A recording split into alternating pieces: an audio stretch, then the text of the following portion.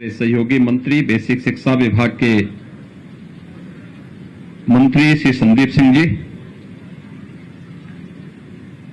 जिला पंचायत के अध्यक्ष श्री ददन मिश्रा जी,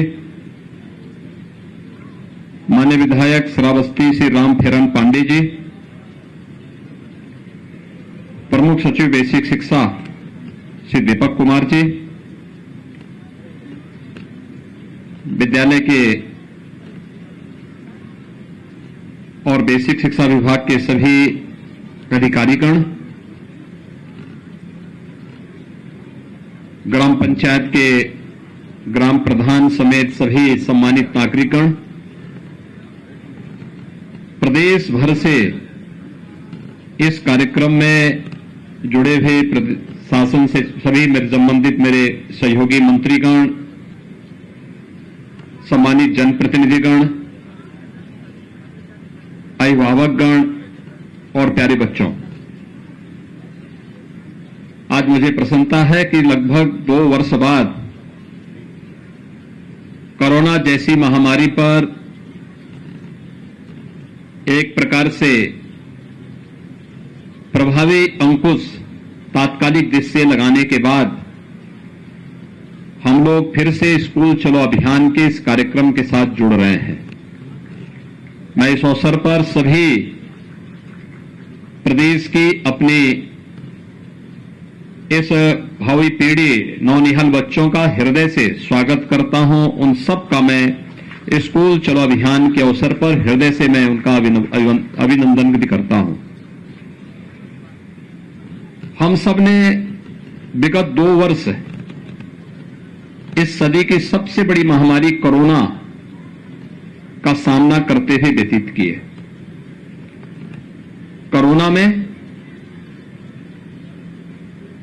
देश के अंदर प्रधानमंत्री मोदी जी के नेतृत्व में जान भी और जहान भी बचाने का भरपूर प्रयास किया गया। हर एक व्यक्ति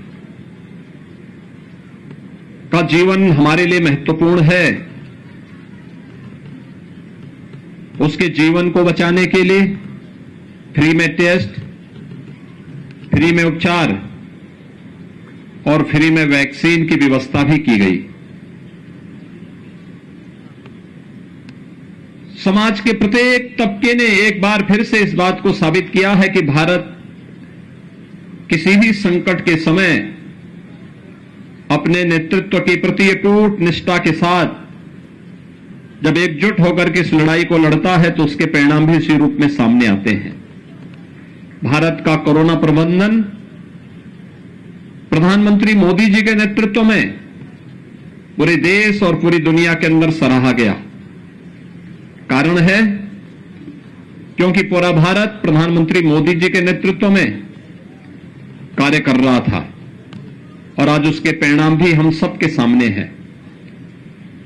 जिन देशों के पास भारत से अच्छा स्वास्थ्य की सुविधाएं हैं, वे देश बड़े पैमाने पर मौतों को रोक नहीं पाई कोरोना से, लेकिन भारत सफल रहा। हमारी संवेदना उन सभी परिवारों के प्रति है जिन्होंने अपने परिजनों को, मित्रों को, नाते रिश्तेदारों को खोया है। लेकिन हम लोग एक महामारी का सामना कर रहे हैं और भाइयों बहनों, इस महामारी से जीवन के प्रत्येक क्षेत्र प्रभावित हुआ, लेकिन स्कूली शिक्षा सर्वाधिक प्रभावित हुई। उस सब के बावजूद जब समाज खड़ा हो जाता है, नेतृत्व के साथ मिलकर के इस लड़ाई को लड़ता है, तो उसका परिणाम भी हमारे सामने उसी रूप में देखने को मिलता है। आज हम सब यहां पर फिर से 2 वर्ष के बाद स्कूल चलो अभियान के साथ जुड़ रहे हैं। याद करिए 2020 में, अप्रैल 2020 में इस समय लॉकडाउन था, सारी गतिविधियां बंद थी, पूरी तरह गतिविधियां ठप सी हो गई थी। और ये लगातार अगले 2-3 महीनों तक चलता रहा। लेकिन आज उत्तर प्रदेश जैसे देश के सबसे बड़े राज्य की स्थिति पर हम जब चर्चा करते हैं तो उत्तर प्रदेश 25 करोड़ की आबादी का राज्य और 25 करोड़ की आबादी के राज्य में आज के दिन पर नाम मात्र के कोरोना के एक्टिव केस ही बचे हुए हैं। सारी गतिविधियां खुल चुकी हैं। 30 करोड़ से अधिक वैक्सीन की डोजेस दी जा चुकी हैं।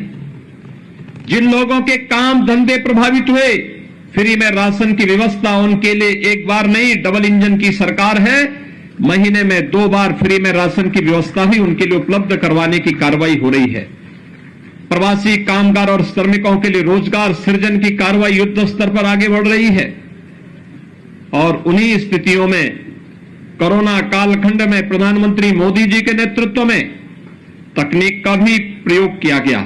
ऑनलाइन एजुकेशन को बढ़ावा देने के लिए कार्य प्रारंभ हुआ।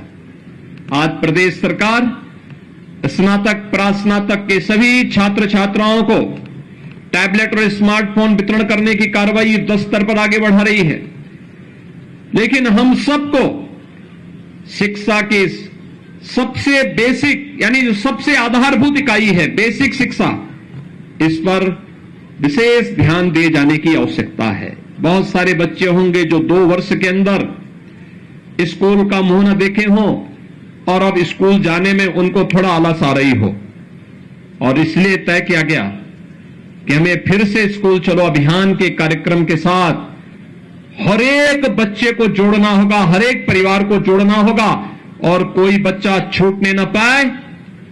इसके लिए समाज को एक संकल्प के साथ आगे बढ़ना होगा। भाइयों बहनों, शिक्षा यह एकमात्र साधन है जो प्रत्येक व्यक्ति के जीवन में परिवर्तन का कारक बन सकती है। शिक्षा ही वास्तव में प्रत्येक नागरिक को एक सही दिशा दे सकती है। हर एक व्यक्ति के सर्वांगीण विकास का आधारशिला खड़ी कर सकती है। और याद रखना, जब व्यक्ति सक्षम होगा तो समाज भी सक्षम होगा, और समाज सक्षम होगा तो राष्ट्र स्वयं ही सशक्त होता हुआ दिखाई देगा। और राष्ट्र की आधारभूत सक्षम होने के लिए जिस एक प्रयास की सर्वाधिक आवश्यकता होती है वह है कि हम हर व्यक्ति को, हर बच्चे को शिक्षित करें। ये न केवल हमारा नैतिक दायित्व है बल्कि हमारा ये राष्ट्रीय कर्तव्य भी बनता है कि अपने देश को दुनिया की एक ताकत बनाने के लिए हमें हर एक बच्चे को शिक्षित करना होगा। और शिक्षित करने के लिए आवश्यक है हम उसे स्कूल भेजें, स्कूल लेकर के आए। इसके लिए मैं आह्वान करूंगा प्रदेश भर की सभी बेसिक शिक्षा परिषद से जुड़े हुए जितने भी हमारे प्रधानाचार्य, शिक्षक और इस विभाग से जुड़े हुए अन्य कर्मी हैं, उन सब से भी मैं इस बारे में आग्रह करूंगा कि वे तो इस अभियान का हिस्सा बने ही, ग्राम पंचायत और नगर निकाय में जुड़े हुए जनप्रतिनिधियों से भी मैं इस बारे में अपील करूंगा कि वे लोग भी इस बात को सुनिश्चित करें कि अगले 1 महीने के अंदर चलने वाले इस अभियान के क्रम में घर घर जाकर के एक घर में दस्तक दीजिए और पूछिए कोई बच्चा ऐसा तो नहीं जो स्कूल जाने से वंचित रह गया हो या रह रहा हो।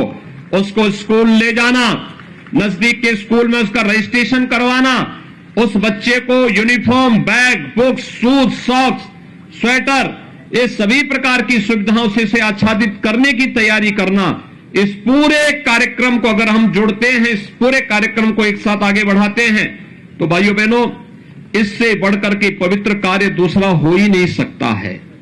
श्रीमद् भगवत गीता भी तो यही कहती है कि किसी को ज्ञानवान बना देना ही ये जीवन का सबसे पवित्र कार्य है, और इसका आधार कोई बन सकता है तो शिक्षा बनेगी, शिक्षा।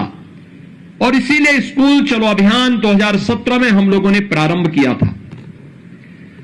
जुलाई 2017 में जब एक कार्यक्रम प्रारंभ हुआ, उस समय उत्तर प्रदेश बेसिक शिक्षा परिषद के स्कूलों में 1,34,00,000 बच्चे अध्ययन कर रहे थे। वे आते थे स्कूल में आने का समय नहीं था। कब कौन आ रहा है, कब कौन जा रहा है। स्कूलों की स्थिति अत्यंत जर्जर थी। पीपल और बरगद के पेड़ भले ही जमीन पे नहीं उगे हों, लेकिन विद्यालय भवनों पर जरूर उगे हुए होते दिखाई देते थे। क्लास की स्थिति खराब थी, पेयजल की व्यवस्था नहीं थी, बालक बालिकाओं के लिए टॉयलेट की व्यवस्था नहीं थी, मिड डे मील की कोई पुरसा हल नहीं था। एक प्रकार की अव्यवस्था और अराजकता का वातावरण देखने को मिलता था। स्कूल आने वालों की संख्या कम, छोड़ने वालों की संख्या ज्यादा दिखाई दे रही थी। लेकिन आज जब लगातार 3 वर्ष तक स्कूल चलो अभियान प्रारंभ हुआ, आगे बढ़ा, तो मात्र 3 वर्ष के अंदर उत्तर प्रदेश में बेसिक शिक्षा परिषद के स्कूलों में 1,80,00,000 बच्चे इन्हीं विद्यालयों के में अपना नामांकन करा करके वहां पर अध्ययन के साथ जुड़े और उस बेसिक शिक्षा परिषद के साथ जुड़ करके शिक्षा की आधारशिला को मजबूती प्रदान करने में अभिभावकों ने अपना योगदान दिया। तो बच्चों ने आकर के इन स्कूलों को फिर से एक बार यहां की रौनक को बढ़ाने का काम भी किया। इस दौरान प्रयास हुए, हमने हर बच्चे को बैग, बुक्स, 2 यूनिफॉर्म, जूते, मोजे, स्वेटर, ये सभी कुछ उपलब्ध करवाने का कार्य किया। लेकिन साथ ही साथ ऑपरेशन कायाकल्प के माध्यम से हमारे माननीय जनप्रतिनिधियों ने, शिक्षा विभाग के अधिकारियों ने, पुरातन छात्रों ने, समाज के जागरूक नागरिकों ने, सबने मिलकर के एक अभियान प्रारंभ किया। और वह अभियान था जिसमें एक एक विद्यालय गोद लेकर के और उन विद्यालयों में अच्छी फ्लोरिंग बना देना, साफ सफाई की व्यवस्था कर देना, वॉल पेंटिंग की व्यवस्था करना, वहां पर बच्चों के लिए जो भी अन्य रोचक कार्य हो सकते हैं, सेपरेट टॉयलेट की व्यवस्था करना, पेयजल की व्यवस्था करना, वहां पर विद्युत की आपूर्ति हो सके, इसके लिए भी प्रयास प्रारंभ हुए। फर्नीचर देने के कार्य प्रारंभ हुए। मुझे स्वयं जब एक विधायक के रूप में जो विधायक निधि मिली, तो मैंने अपने विधानसभा क्षेत्र में हर विद्यालय में बेसिक शिक्षा परिषद से जुड़े हुए हर विद्यालय में फर्नीचर देने का काम किया, जिससे वहां पर हर बच्चा आकर के स्कूल में फर्नीचर में बैठ सके, कुर्सी मेज में बैठ सके, उस प्रकार की व्यवस्था वहां पर उनके लिए देने का कार्य हुआ। मिड डे मील के स्तर को सुधारने का कार्य हुआ। और देखते ही देखते 1,58,000 जो विद्यालय थे बेसिक शिक्षा परिषद के, इनमें से 90,000 से अधिक विद्यालयों में ये सभी प्रकार की सुविधाओं से इसे आच्छादित करने का कार्य हुआ। आज बढ़कर के 1,34,000 तक पहुंच चुकी है। लेकिन अभी भी बहुत सारे विद्यालय हैं जिन्हें ऑपरेशन कायाकल्प के साथ जोड़ना है। और इसलिए मैं आज आपके बीच आया हूं आपसे कहने के लिए। मैं प्रदेश भर के अपने सभी जनप्रतिनिधियों से कहूंगा, माननीय सांसद, माननीय विधायक, विधान परिषद के माननीय सदस्य, जिला पंचायत के अध्यक्ष, ब्लॉक प्रमुख, मेयर, चेयरमैन, पार्षद, ग्राम प्रधान, पुरातन छात्र, शिक्षा विभाग से जुड़े हुए सभी अधिकारी और अन्य सभी जनप्रतिनिधियों से, पार्षदों से, सबसे मैं इस बारे में अपील करूंगा, वे एक एक विद्यालय फिर से गोद लें। जो विद्यालय पिछली बार छूट गए थे, उनमें से एक एक विद्यालय को गोद लेकर के उन्हें ऑपरेशन कायाकल्प के माध्यम से सभी प्रकार की बुनियादी सुविधाओं से उन्हें आच्छादित करते हुए अपने वर्तमान यानी भावी पीढ़ी के वर्तमान को सुधारने की दिशा में हम प्रयास करेंगे, तो वह आपके भविष्य को भी उज्जवल बनाने में अपना योगदान दे पाएगा। और इस दिशा में मैं अपील करूंगा कि एक एक विद्यालय गोद लेकर के इस कार्यक्रम को वे सभी लोग स्कूली शिक्षा के इस पवित्र कार्यक्रम के साथ जुड़े। भाइयों बहनों, हम लोग देश के सबसे बड़े राज्य में बेसिक शिक्षा परिषद में जितने हमारे यहां बच्चे पढ़ रहे हैं, देश के अंदर तमाम राज्यों की उतनी आबादी नहीं है और दुनिया के अंदर तमाम देशों की भी उतनी आबादी नहीं है। लेकिन हमें अपने प्रदेश के इन बच्चों की प्रतिभा पर गौरव की अनुभूति करनी चाहिए, इन्हें उचित माहौल देना चाहिए। कोई स्मार्ट क्लास लगा सकता है, कोई इन बच्चों के लिए वहां पर फर्नीचर की व्यवस्था में योगदान दे सकता है, कोई लाइब्रेरी को बनाने में योगदान दे सकता है। हमने पाठ्यक्रम में भी आमूलचूल परिवर्तन करने का प्रयास किया। एनसीईआरटी के पाठ्यक्रम को बेसिक शिक्षा में लागू करने, साथ साथ महापुरुषों की जीवनी को भी इसके साथ जोड़ने का कार्य किया। और जब मैंने स्वयं इस आकांक्षात्मक जनपद श्रावस्ती से इस कार्यक्रम का शुभारंभ करने का निर्णय लिया तो इसके पीछे का कारण भी था। एक आकांक्षात्मक जनपद है और भाइयों बहनों दूसरा श्रावस्ती भगवान बुद्ध से जुड़ा हुआ एक महत्वपूर्ण जनपद भी है। कहते हैं ज्ञान प्राप्ति के बाद महात्मा बुद्ध ने अपने सर्वाधिक आध्यात्मिक साधना के चातुर्मास इसी जनपद में व्यतीत किए थे। भगवान बुद्ध ने कहा था अप दीपो भव, यानी अपना दीपक स्वयं बनो और स्वयं ही हमें अपने आप को पहचानने की ताकत अर्जित करनी पड़ेगी। और मैं अपील करूंगा प्रदेश भर के अपने सभी जनप्रतिनिधियों से, उद्योगपतियों से, सुधीजनों से कि वे लोग शिक्षा के प्रचार प्रसार के इस पवित्र अभियान के साथ जुड़ करके ऑपरेशन कायाकल्प में एक एक विद्यालय को गोद लेकर के उसे सभी प्रकार की बुनियादी सुविधाओं से आच्छादित करने के इस कार्यक्रम के साथ जुड़े, जिससे प्रदेश भर के सभी विद्यालयों को और वहां पर अध्ययन कर रहे सभी बच्चों के लिए हम अच्छी सुविधाएं उपलब्ध करवाने में अपना योगदान दे सकें। आज जब सरकार ये सभी प्रकार की सुविधाएं दे रही है, मेरी सभी बेसिक शिक्षा परिषद से जुड़े हुए जितने भी बेसिक शिक्षा अधिकारी हैं या फिर ब्लॉक स्तर पर शिक्षा विभाग के अधिकारी हैं, प्रधानाचार्य हैं, शिक्षक गण हैं, अन्य कर्मी हैं, इन सब से मेरा आग्रह होगा वे अब सुनिश्चित करें अब जब हम लोग यूनिफॉर्म के पैसे, बैग और बुक्स के पैसे, स्वेटर, जूते, मोजे के पैसे डीबीटी के माध्यम से उन बच्चों के अकाउंट में देने का कार्यक्रम, बच्चों और अभिभावकों के अकाउंट में देने का कार्य कर रहे हैं, तो हमारा एक प्रयास होना चाहिए, हम ये सुनिश्चित करें एक समय सीमा के अंदर सभी बच्चों के लिए निर्धारित uniform, bag, books, shoes, socks, sweater, ये जो भी आनी है, अभिभावक इसको खरीदने की कार्रवाई को भी आगे बढ़ा दे। ऐसा ना हो कि पैसा गया और बच्चा बिना यूनिफॉर्म के स्कूल आ रहा है। दूसरा, स्कूल में केवल पठन पाठन के साथ ही अगर हम उस बच्चे को खेल कूद की गतिविधियों के साथ नहीं जोड़ पा रहे हैं, उस बच्चे को किसी रचनात्मक गतिविधि के साथ नहीं जोड़ पा रहे हैं, तो मुझे लगता है शिक्षा का एक ही पक्ष फिर हम पूरा कर रहे हैं। उस बच्चे के सर्वांगीण विकास की दिशा में हमें प्रयास करना चाहिए। मैं प्रदेश के अंदर बहुत सारे जनपदों में जाता हूं और जिन भी जनपदों में जाता हूं बेसिक शिक्षा परिषद के स्कूलों में मैं अक्सर जाता हूं, क्योंकि बेसिक शिक्षा की आधारभूत इकाई है। अगर ये शिक्षा मजबूत होगी तो शेष अन्य शिक्षा अपने आप ही मजबूत होती हुई दिखाई देगी।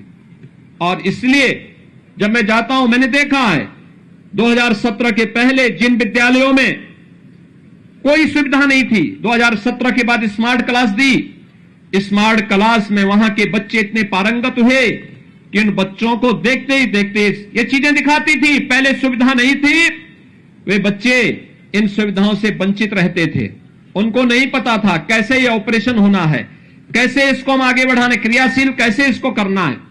लेकिन आज वह जब उन बच्चों को इसका प्रशिक्षण दिया गया तो अधिक से अधिक बच्चे इससे लाभान्वित होते हुए दिखाई दिए हैं। हमारा प्रयास होना चाहिए, इस पवित्र कार्य के साथ हम जुड़े हैं तो इस पवित्र कार्य को हम उतनी ही मजबूती के साथ आगे बढ़ाने का कार्य करेंगे। आज वासंतिक नवरात्रि का तृतीया है, यानी आज जगत जननी मां भगवती की पूजा तीसरे दिन भी उसी श्रद्धा और विश्वास के साथ पूरे देश के अंदर इस अनुष्ठान के साथ लोग जुड़ रहे हैं। और आप नवरात्रि के इस पावन आयोजन के अवसर पर स्कूल चलो अभियान के इस कार्यक्रम के साथ जुड़ रहे हैं। यह भी जगत जननी मां भगवती के प्रति हमारी श्रद्धा का ही प्रतीक है, क्योंकि शिक्षा की देवी मां सरस्वती को भी तो हम देवी के रूप में पूजते हैं, और उस रूप में अगर हम इस कार्यक्रम के साथ जुड़ रहे हैं तो भाइयों बहनों, इस कार्यक्रम के साथ जुड़ना अपने आप में एक पवित्रता की एक नई मिसाल हम प्रस्तुत कर सकते हैं।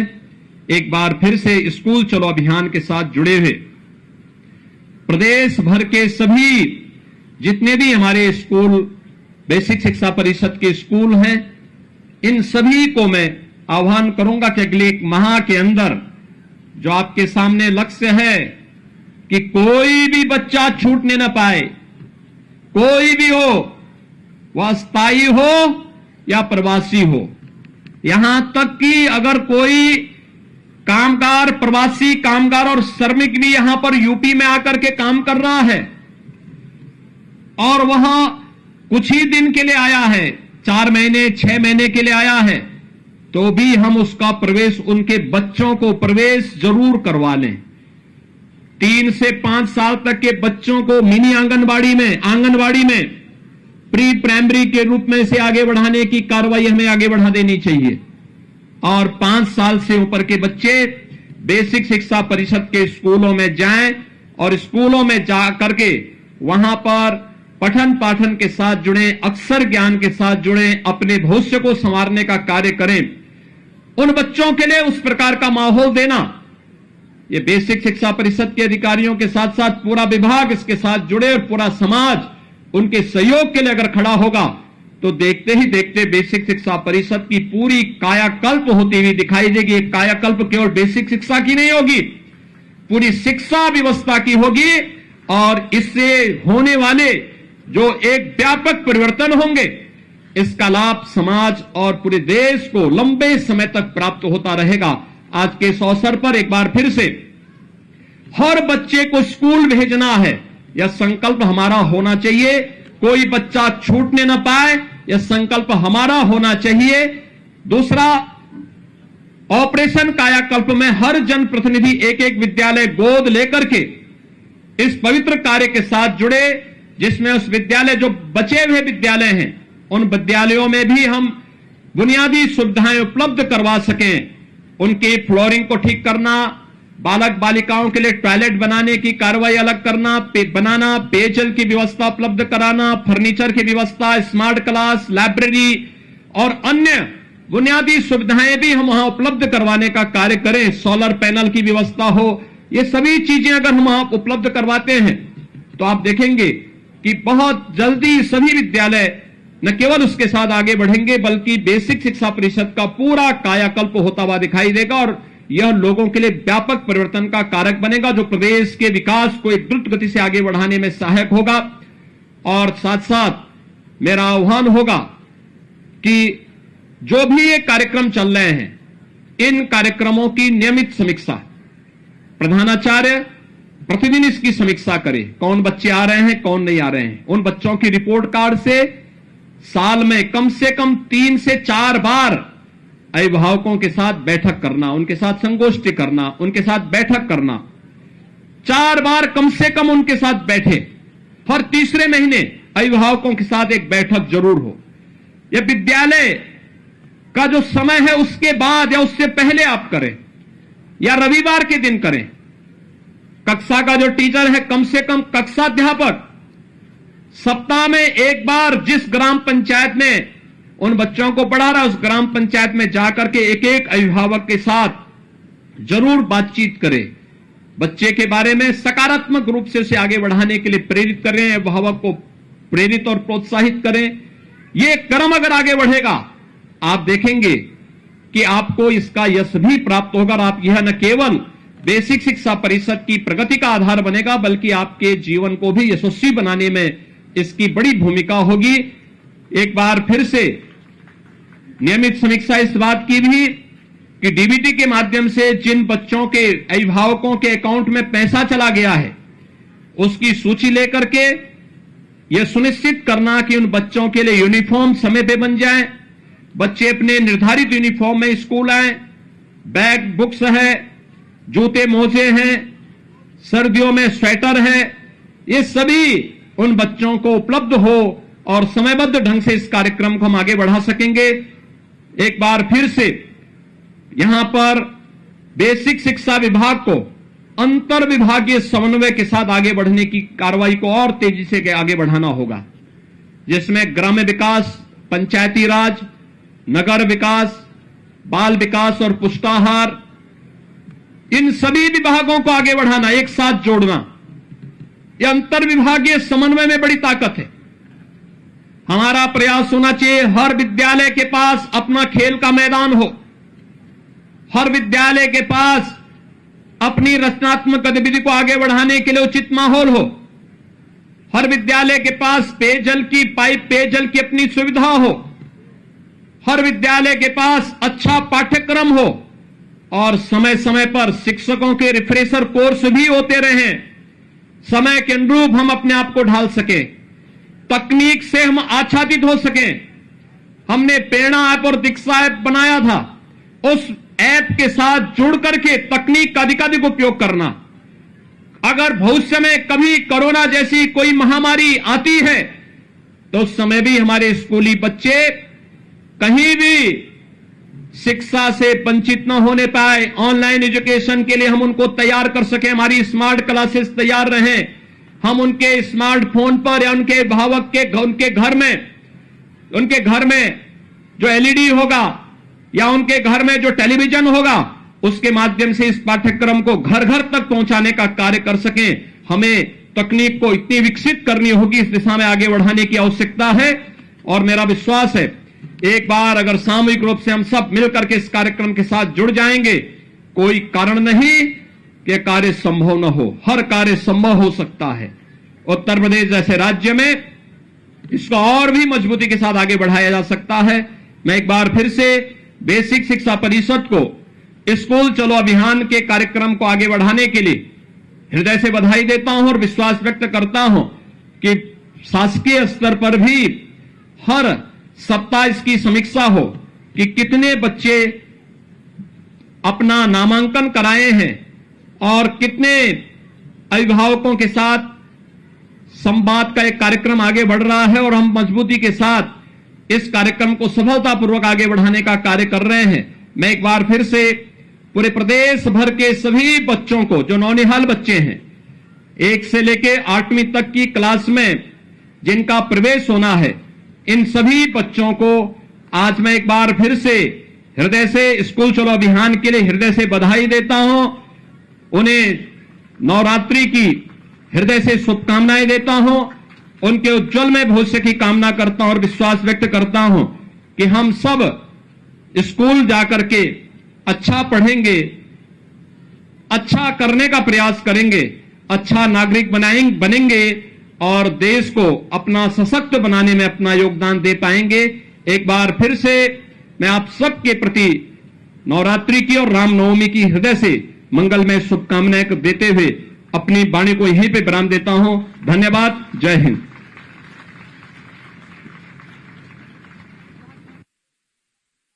बहुत बहुत धन्यवाद और आभार माननीय मुख्यमंत्री जी आपके प्रेरणादायी उद्बोधन के लिए।